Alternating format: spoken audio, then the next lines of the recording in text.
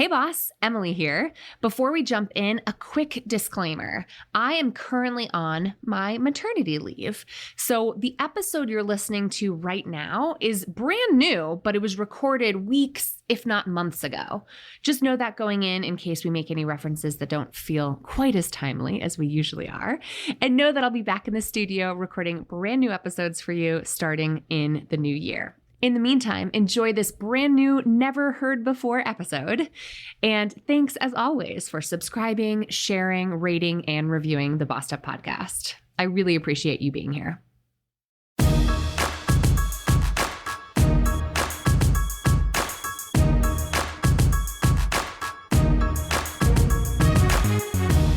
And welcome to the Bossed Up Podcast, episode 483. I'm your host, Emily Aries, the founder and CEO of Bossed Up. And today I want to talk about making friends at work. This is kind of a full circle moment because I love talking about female friendships in particular and making friends as a grown woman. In fact, if any of you are listeners from way back in my Sminty days, my days co-hosting the Stuff Mom Never Told You podcast, you'll recall that the very first episode that Bridget Todd and I produced is called Can We Be Friends?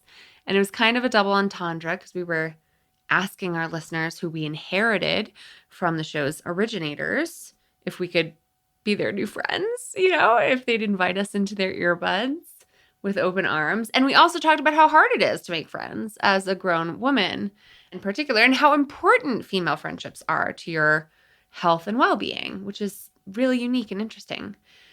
But today, I'm interested in looking at the dynamics of friends at work, the good, the bad, and the ugly. So while there's a lot of good reasons to make friends wherever the you can when you're an adult, things can get complicated when it comes to work friendships in particular. So today I want to talk about how to proceed with caution and just mindfulness around work friendships. What's interesting is that a good number of studies have shown developing work friendships can enhance your overall happiness and productivity. So there's a good reason to do this. And Gallup in particular has repeatedly shown having best friends at work is key to employee engagement and job success. So that sounds good. We like that, right? Employees who have a best friend at work are significantly more likely to engage customers and internal partners, get more done in less time, support a safe workplace, innovate and share ideas, and just have fun while at work, all of which sounds lovely. And I think it's really important to understand and kind of be proactive about potential conflicts. So are you friends with someone who you'll work closely with on projects together? Or someone who you just see in the hallways who's in a totally different department, who you eat lunch with every day, but you otherwise don't really work on the same work product? Do you have friends at work who have different amounts of power and authority than you do? And has that always been the case, or has that changed over time? So basically, whenever pursuing friendships at work, boundaries are going to be key. Being proactive about setting boundaries around what the relationship looks like. Maybe if it's just a verbal conversation at one point where you're clear about trying to keep your work relationship somewhat separate and distinct from your friendship, or being mindful that your friendship doesn't make it awkward or prevent you from having serious work conversations when necessary. Even just a little conversation up front can be really, really helpful to sort of head things off ahead of time. The second thing to keep in mind here is making sure your friendship isn't totally and only centered around work. Everybody loves a gripe session, right? Where you can vent to somebody about work on occasion. But if that's all your friendship kind of devolves into, then I don't know. I think it can be a slippery slope into a really cynical and negative conversation, particularly if someone sees a future for themselves at this place of employment and, one other person in the friendship doesn't.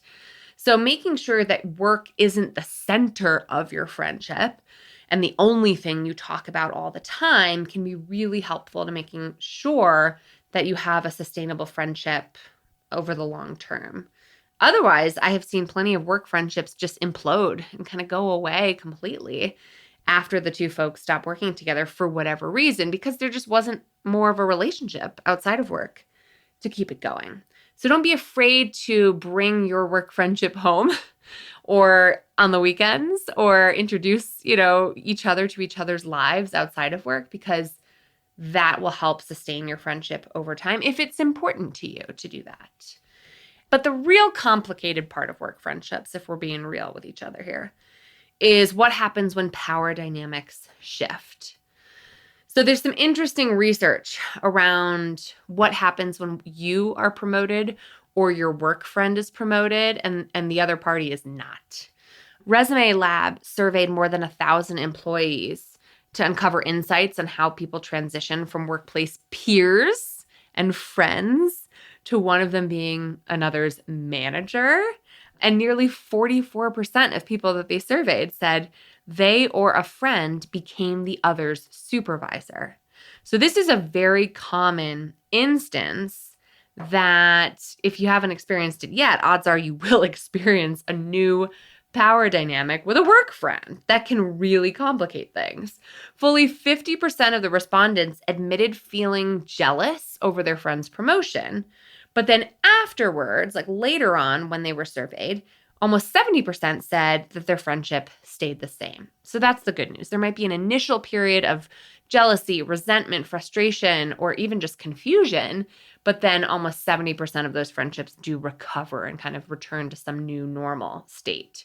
In fact, even 14% reported that the relationship improved after one of them was promoted. So that's really interesting. But if you're the one being promoted, this can also put you in some tricky territory because you don't want to be accused of favoritism, right?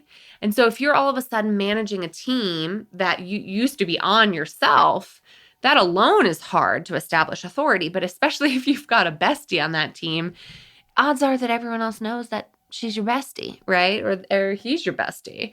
And so really establishing authority over this new team is what those surveyed said was their greatest challenge. 38% of people who were promoted said that was their greatest challenge, followed by resolving conflict, another 31%, and reprimanding, another 30%, and then coaching. So almost 37% of new managers felt undermined by a workplace friend, and 16% confessed that they had actively undermined their new boss. Wow. So it can really complicate things. It can spoil a friendship altogether, but it can also undermine your authority if people think that you are treating others unfairly. There's some really good, interesting research out of LSE, the London School of Economics, on cronyism from bosses who are friends with their subordinates. And essentially what that is just favoritism, right? If employees feel decisions are made on closeness rather than performance, workplace friendships can mitigate the meritocratic ideal of organizations. In other words, if people feel like you're just giving your bestie the best assignments, the best shifts, the best opportunities, the best feedback because you're friends with them and likability trumps meritocracy or performance, then it really erodes trust in a broad and widespread way across the organization. So essentially what these researchers, Pierce back in 2015, Shaheen in 2020, and Laker et al. In 2020, are saying is to be mindful of the boss-friend gap. Laker et al. Writes, it's especially important for managers to ensure that friendships do not lead to favoritism and biased decision-making. This requires a candid approach to work-play boundaries, ensuring that benefits are conferred equitably among the team. For example, invite the entire team to lunch, no exclusions, as opposed to just those that you're friendly with. This reminds me so much of that season in The Office when James Spader comes in as the new boss, Robert California, and they find the list where he's got this like vertical line written down the page. And on one side of that line, there's a bunch of names. And on the other side of the line, there's a bunch of names. And he starts basically inviting a certain group of office workers into his office to like brainstorm together, to go out to lunch together, and then other people get left behind. And this favoritism of like there being an in crowd and an out crowd becomes the subject of an entire episode that is truly delightful. So basically what these researchers are saying, and this is true for a friendship or just favoritism in group dynamics as well, is that you really want to avoid even the perception of unfair treatment, which is hard because I think it's fair to say that we're all humans and likability unfortunately does matter, as women know all too well, and women of color know especially well, that we don't operate in a perfect meritocracy. But when you're doing things like performance reviews on a friend of yours or for a friend of yours, you better make sure you've got a hiring rubric, a performance review process in place, and something that really feels like an airtight set of tools to guide your process. Because if things get way too casual, you are going to undermine the entire culture of your team. Your integrity will be questioned. Your competency will be questioned as a leader yourself. So whether you're the one who got promoted or you're in a friendship with someone where someone else got promoted and you're left feeling resentful, this can be really complicated. There's so many different ways that we could talk more about this, but I really want to hear from you. How do you navigate workplace friendships? Have you had a work wife or a work bestie? And how's that worked out over time? What happens when one of you gets promoted and the other one doesn't? What happens when someone leaves the company for a new job elsewhere? Like, does the friendship survive? I would love to hear from you and keep this conversation going, as always, in the Bossed Up Courage community on Facebook or in the Bossed Up LinkedIn group. And if you are someone who's looking to advance in your career, with or without a work bestie, be sure to check out Level Up, our 6-month leadership development program for women on the rise who want to refine and hone their leadership and management skills. It's certainly complicated, especially when you intersect leadership with likability and friendships in the workplace, but they can peacefully coexist. Until next time, let's keep Boston in pursuit of our purpose, and together, let's lift as we climb.